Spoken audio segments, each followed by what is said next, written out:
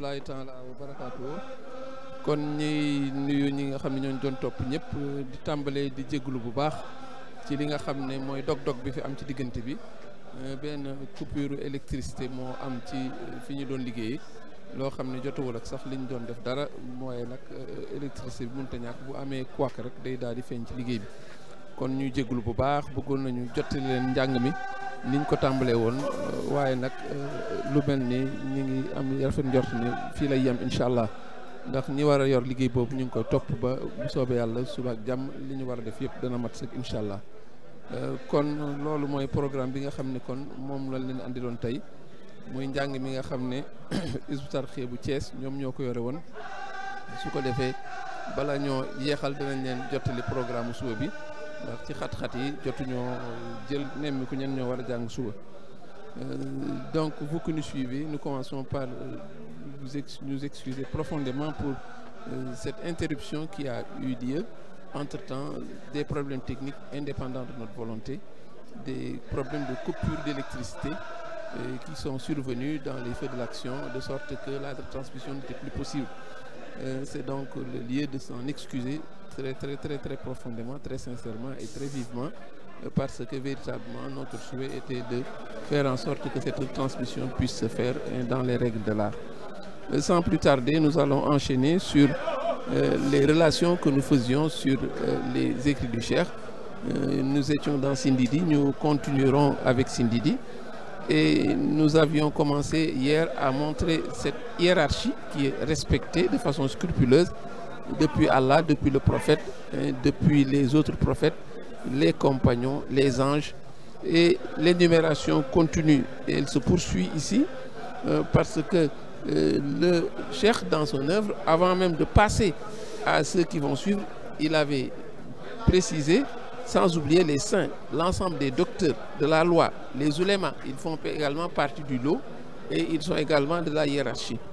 Et il faut dire que le Cheikh est toujours dans l'accumulation, dans l'énumération, mais jusqu'à présent, il ne précise pas ce qu'il sollicite. C'est une longue énumération, mais on va voir que cette énumération de ces êtres prestigieux va continuer par l'évocation des tenants des 4 écoles juridiques. Quand il dit Bimaliki, Zil Mazaya, Shafi'i, Abi, Hanifat al-Ahmad al-Mahmoudi, Allah, par Malik ibn Anas, le très distingué, par Mohamed ibn Shafi, l'imam Shafi, par Abu Hanifa, par Ahmed Hanbal, le digne d'éloge, ô mon Dieu. Ce sont là les tenants des 4 écoles juridiques dans l'islam, les plus représentatifs, et soit dit en passant, ils partagent plus de 80% des musulmans appartiennent à ces écoles juridiques. Nous le réclamons de l'imam Malik, et c'est ce que le Cheikh enseigne, c'est le bon de savoir en passant. Et il faut dire que ce qui reste de ces 80%, donc les 20%, ce sont les sectes et souvent, n'est-ce pas, les courants réformistes qui font beaucoup de bruit, n'est-ce pas, surtout au plan médiatique, mais ils ne recouvrent moins de 15%, presque moins de 20%, n'est-ce pas, appartiennent à ce groupe. Ceux que le Cheikh vient de citer, ce sont ceux-là qui sont les plus représentatifs et qui occupent 80%, plus de 80% des musulmans. Et il faut dire que c'est à partir du vers 11 qu'il y a une première fracture qui est notée. La première fracture qui est notée, jusque-là, le Cheikh évoquait ces êtres prestigieux. Il sort des êtres pour parler de Lawhul Mahfouz, de Arsh, de Kursi. Et pour revenir à Lawhul Mahfouz, la tablette bien gardée et la plume, c'est également le trône immense de notre Seigneur, par le siège, ô mon Dieu. Quand il dit par la tablette, par la plume bien gardée, puis par ton trône immense et par le siège, ô mon Dieu. Là, il sort de la lignée des êtres et il commence à évoquer autre chose. La tablette bien gardée, mais c'est le lieu où sont consignés le destin de chaque être humain, avant même sa venue au monde. Le report des actions qu'il fait. Et à ce propos, le vénéré Cheikh Abdul Ahad Mbacké enseignait que il y a 7 cieux. Et dans chaque ciel, il y a un livre. Et dans chaque livre, chaque être humain a une page qui lui est conservée. Et il montrait que dans chaque page que chaque individu fait, dans les 6 premiers cieux, il y a 6 livres. Et dans chaque livre, chaque individu a une page qui lui est consignée. Et tout ce qu'il fait comme action est consigné sur cette page. Et Allah, à ce propos, dit il peut inscrire quelque chose, mais il peut également l'abroger. Donc, ce sont des 6 livres.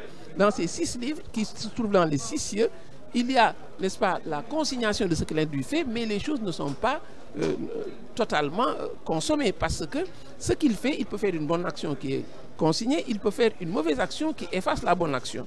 Mais dans le 7e livre, le cheikh montre que c'est dans ce livre, le cheikh Abdullah nous enseigne que dans ce 7e livre, qui se trouve dans le 7e ciel, chaque chose qui est consignée n'est plus effacée. Donc l'individu a 6 chances d'agir, et quand la chose arrive au 7e ciel, dans le 7e livre, les choses sont totalement acceptées, elles ne seront jamais changées. Donc c'est à ce niveau que se trouve véritablement la vérité, et chaque chose qui est consignée n'est plus abrogeable. Et le cheikh montre que, et à ce propos, Cheikh Abdullah Mbacké continue toujours pour nous montrer que quand on entend Cheikh Khadim dire j'écris en puisant directement de la tablette bien gardée. Cette tablette bien gardée où toute chose qui est consignée n'est jamais abrogée. Et il dit Lam Amin, point je ne m'abuse. Donc c'est la preuve que le cheikh, n'est-ce pas, sa dimension est incommensurable. Donc à propos de ces livres qu'il vient de citer, à propos de la tablette bien gardée qu'il vient de citer, on voit qu'au-delà du panégyrique, il y a un enseignement sur la jurisprudence, un enseignement sur la culture islamique. Donc voici donc pour les livres pour Lawhul Mahfouz qu'il a cité. Voici également pour le trône, Arsh et Kursi. Et là, le cheikh, n'est-ce pas, est dans un enseignement très fort qu'il est en train de faire. Et quand on continue, il passe maintenant aux livres révélés. L'enseignement également devient plus fort, parce qu'il dit que les livres au verset 112 par le Coran, la Torah, par les psaumes de David et l'évangile de Jésus, l'Esprit, oh mon Dieu. Donc après la tablette bien gardée, il passe maintenant aux livres révélés. Et pour les livres révélés, le cheikh enseigne qu'il y en a 104. 104 livres qui ont été révélés. Les 100 premiers, on doit les croire globalement, mais les 4 qui restent, on doit faire l'effort de les distinguer.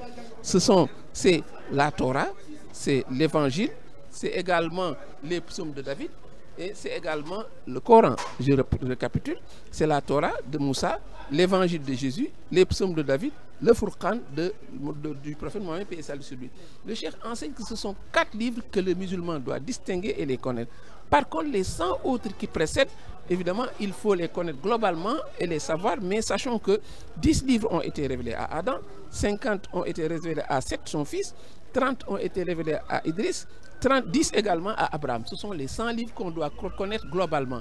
Quant aux 4 livres qui restent, on doit les distinguer et les connaître. Vous voyez donc que quand le cheikh évoque ces livres dans Sindidi, mais c'est un enseignement fort dans l'islam qu'il fait. Et ensuite, au vers 13, il dit Baligh salati wa taslimi alayhi lahu wal ali wa sahbi wal azwaji Allahu. Et maintenant, à partir de là, on voit que on commence à savoir le point de chute, là où il va, parce qu'il a énuméré, il a cité des aides, il a cité des choses glorieuses dans l'islam, mais maintenant il ajoute fait parvenir la bénédiction, le salut de ma part à lui le prophète, aux siens, à ses vertueuses compagnes, ô mon Dieu. On voit donc là où s'estompe la pérégrination, parce que cette longue évocation, mais elle est destinée au prophète, qui reste la seule constante, qui reste le seul enjeu. Voilà donc sa seule ambition, tout ce qu'il vient d'énumérer, mais c'était au bénéfice du prophète Mohammed, paix et salut sur lui. À partir de là, le centre d'intérêt va se déplacer. Maintenant, on sent qu'il parlait de lui, maintenant il parle de nous. Puisqu'il a satisfait le prophète, il peut maintenant prier pour lui-même. Fait descendre, dit-il, lui cède la place au nous, fait descendre sur nous. Exauce nos voeux, ouvre-nous une porte de bienfait, engage-nous dans la voie droite. Jusque-là, nous sommes dans le registre de ce qu'il veut s'attirer, et là, pour tous ceux qui adhèrent à son projet et tous ceux qui lui livrent. Donc voilà donc pour ce qui est de cette première partie, nous allons revenir maintenant sur ce qu'il veut qu'Allah le préserve de cela. Donc nous avons évoqué ce qu'il prie pour le prophète, il a prié pour lui et les siens et tous ceux qui adhèrent à son projet. Demain, Inch'Allah, nous allons nous engager dans la partie où il évoque ce dont il veut se prémunir. Wassalamu alaikum wa rahmatullahi ta'ala wa barakatuh.